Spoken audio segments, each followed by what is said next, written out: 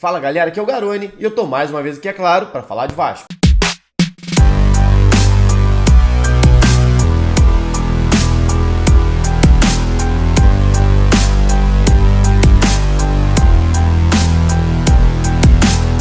O Vasco subiu.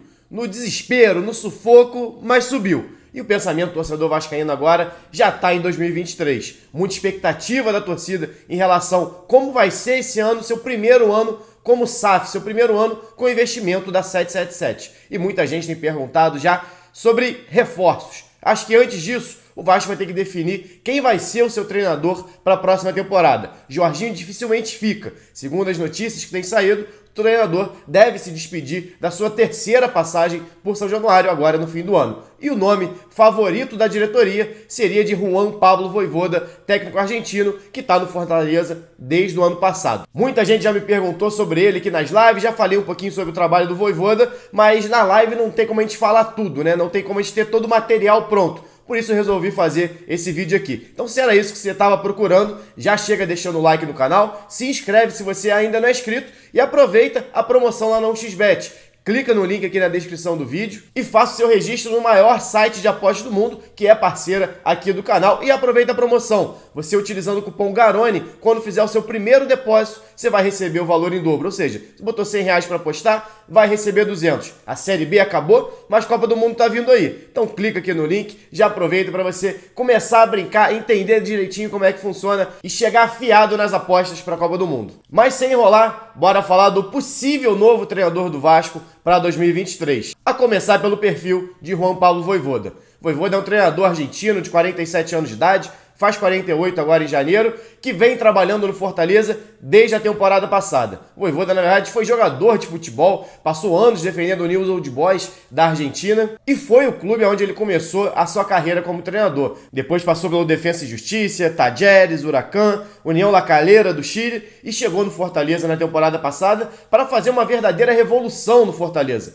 Fortaleza vai lembrar que em 2020 só não caiu por conta do saldo de gols. Terminou empatado em pontos com o Vasco. E em 2021 terminou na quarta colocação, sua melhor posição na história do Campeonato Brasileiro, chegando na Libertadores pela primeira vez. Muito ou grande parte disso graças ao trabalho do Vojvoda.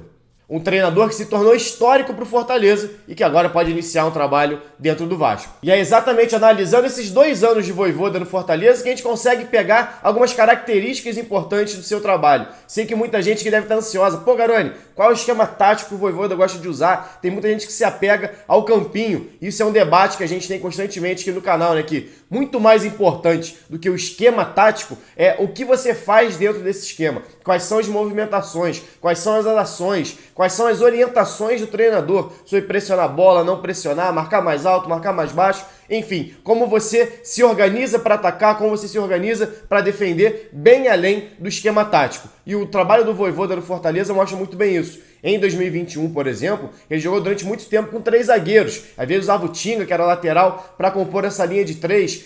Então era um time que utilizava muitos alas. Pikachu por um lado, Lucas Crispim por outro. E isso mudou em 2022. O time do Vojvoda desse ano, por exemplo, joga num 4-4-2. Aliás, mudou até em relação a algumas características. O time do ano passado tinha quase 50% de posse de bola. Trocava mais de 300 passes por jogo. O Fortaleza desse ano não. É um time mais vertical, de maior velocidade, que tenta atacar em mais velocidade. Troca menos passes. Caiu para 270 passes por jogo, uma diferença de 50 passes em média em relação ao ano passado. O número de contra-ataques mais do que dobrou. Fortaleza hoje é o time que mais tem contra-ataques no Campeonato Brasileiro. A posse de bola, que era de 50% em média, caiu para 44%. Ou seja, Fortaleza desse ano se tornou um time um pouco mais reativo do que era o do ano passado. Aí você deve estar pensando, pô, Garoni, então o que a gente vai esperar do Vojvoda caso ele realmente acerte com o Vasco? Para começar, capacidade de adaptação. Foi isso que o Vojvoda mostrou nesses últimos 2 anos. Quando o Fortaleza não estava bem no Campeonato Brasileiro, quando deu uma rateada ali naquele iniciozinho, quando ela estava disputando a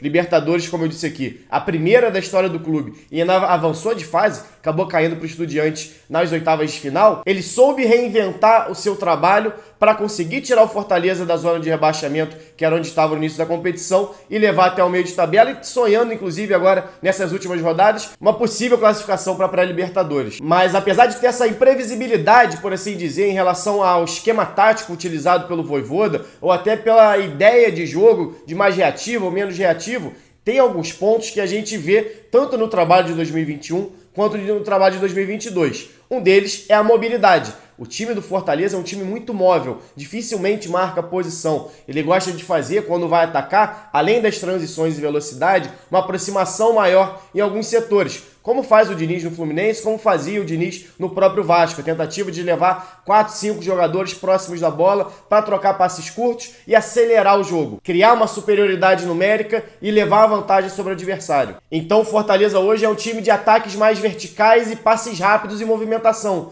É um time que ou faz uma transição conduzindo essa bola, é um dos times que mais driblam no campeonato, muito por conta da capacidade do Moisés, do Romarinho, do Pedro Rocha, nesse 1 a 1, mas que também é capaz de trocar passes curtos e avançar não só na individualidade, mas também num jogo mais coletivo. Por isso o Fortaleza é o segundo time que menos troca passes no campeonato, mas não deixa de ser um top 10 em finalização. Ou seja, troca poucos passes, mas finaliza. É um time vertical. E outra característica, para mim, muito marcante no trabalho do Vojvoda no Fortaleza nos 2 anos é a pressão na bola. Independente de esquema tático, o Vojvoda cobra muito dos seus jogadores que eles pressionem a bola logo após a perda. É um time que tenta ter uma pressão pós-perda eficiente, recuperando essa bola muitas vezes ainda no campo de ataque, para exatamente fazer esse ataque em velocidade, com 2, 3 toques, definir a jogada. Tanto que o Fortaleza é o 4º time com mais interceptações no campeonato. Ou seja, é um time que nem espera o time adversário realmente botar o pé na bola para recuperar. Essa pressão acontece logo após a perda da posse de bola, tentando antecipar uma jogada, fazendo uma pressão, impedindo que o jogador sequer domine a bola. Essa é uma das ideias